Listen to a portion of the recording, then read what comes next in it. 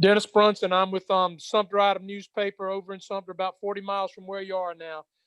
Just Joaquin Green, he's from our area. Just talk a little what you've been able to see with him. What impresses you with Joaquin? Well, really, I got here yesterday, so I'm about a day and a half on the job.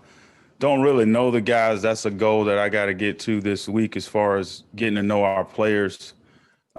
Collected the cell phone numbers last night, so I'll be reaching out to those guys here in the next couple of days to foster those relationships. Okay, thank you. Dick Cox. Hi, Coach. I'm Dick Cox with Lindy Sports and Cox Sports Broadcasting. I know you've got a background with South Carolina and coaching at Furman, different places, and just talk a little bit about getting back to coach and be back in the state of South Carolina.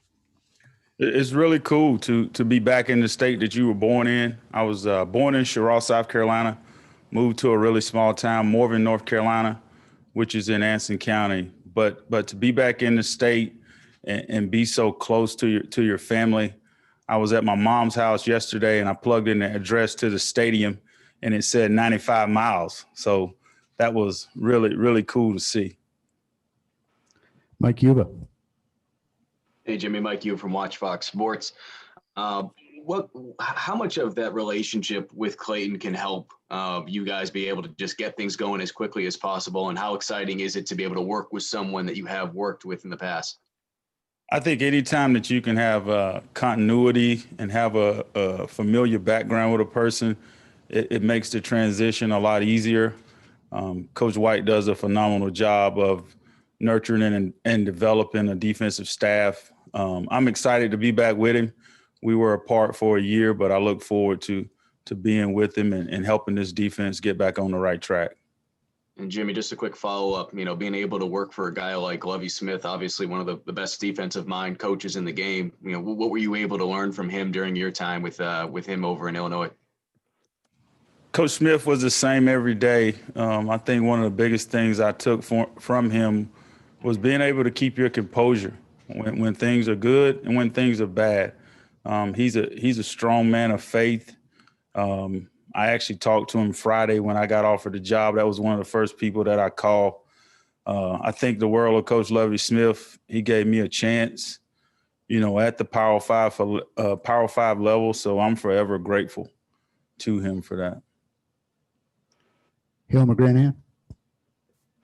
Hey, Coach, I'm Hale McGranahan with the South Carolina 24/7 site, thebigspur.com. I was just curious if you could share some insight on Coach White for those of us who are still learning about him. What's sort of your quick scouting report or rundown of his defense and kind of overall philosophy for what y'all do on that side of the ball?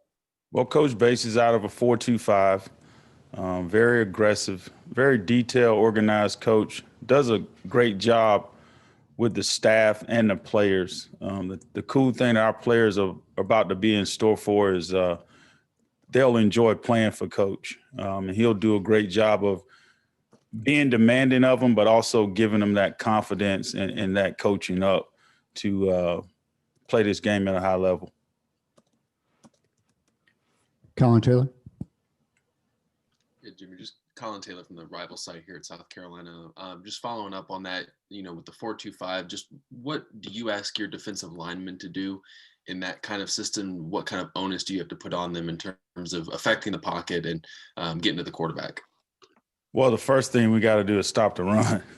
If we don't stop the run, we don't get a chance to rush the passer. So first and foremost, we got to understand the job of playing one gap defense in our system.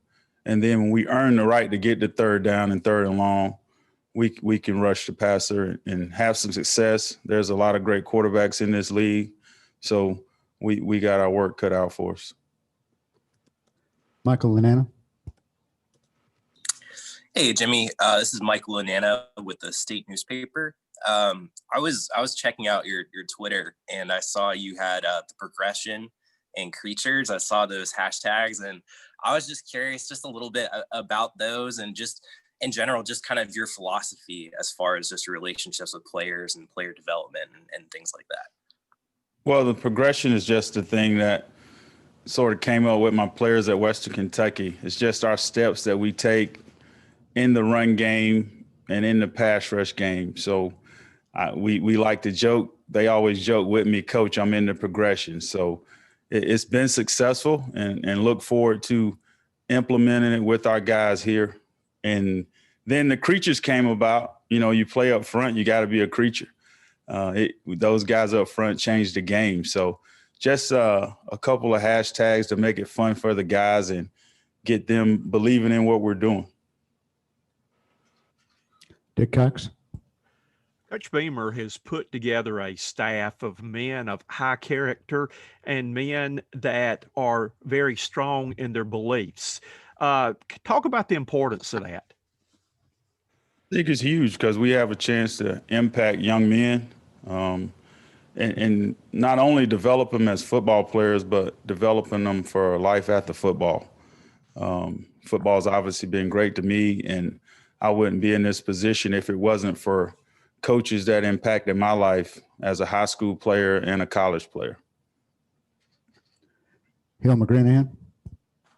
Just curious, as you're evaluating potential defensive linemen to come play for you, what are some of the, I guess, primary things you want to look for when you're looking at a guy on tape, in addition to, I guess, maybe some of the off the field type of stuff that you try to get to know?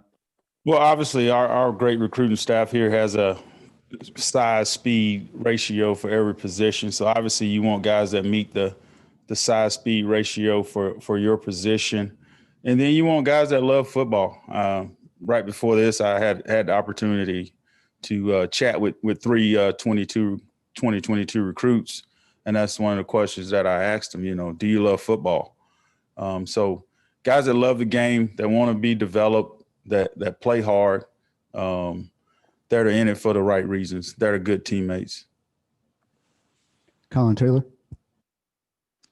Just kind of following up on that, just how would you describe yourself as a recruiter, and what's been the response from some of the guys that you have been able to talk to now that you're taking the job about South Carolina, and then the impression you've gotten from them? The three that I have talked to, it's been a great response. Obviously, just hit the ground running today, got in yesterday. So looking forward to fostering and developing those relationships with potential recruits. And just this is a great institution, university to sell, world-class facilities, great fan base. So I think we got a lot to offer here at South Carolina. Mitch Brown. Coach, I'm curious, obviously you've been talking about recruiting, how much pride you take in having the opportunity to be able to recruit guys, not only from the state that you grew up in, but also to come to this university that has, you know, been on your mind to be a coach here, and now have the opportunity to actually do it instead of think about it. It's a great sale for us. Obviously, though, let me correct you, Mitch. I grew up in North Carolina, born in South Carolina. So obviously, great. It's a great sale for us. Just seeing the parts of the campus and driving in and seeing the stadium, all of that's impressive. I think when we have the opportunity to get kids to our institution and on our campus and they see what we have to offer, I think it's a no-brainer. Go back to Dick Cox. Coach, what's the most important thing that you want Gamecock fans to know about you? Great teacher. Pride myself in trying to be the best possible teacher on the football field I can possibly be. And Hale McGranahan. Coach, sort of what I asked you about Coach White, what's your recollection of Coach Satterfield, being on the staff with him previously? What's he like as an offensive mind and play caller and all that?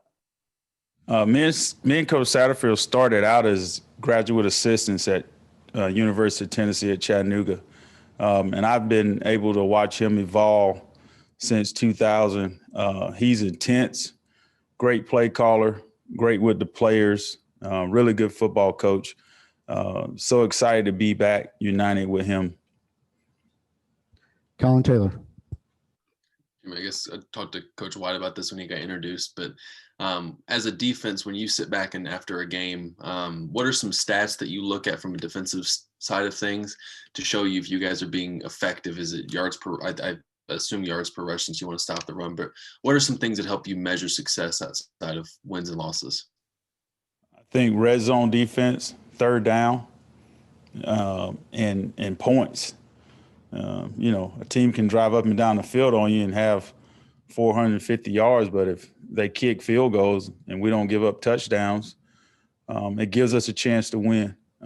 Obviously, being great on third down is a huge impact upon any game.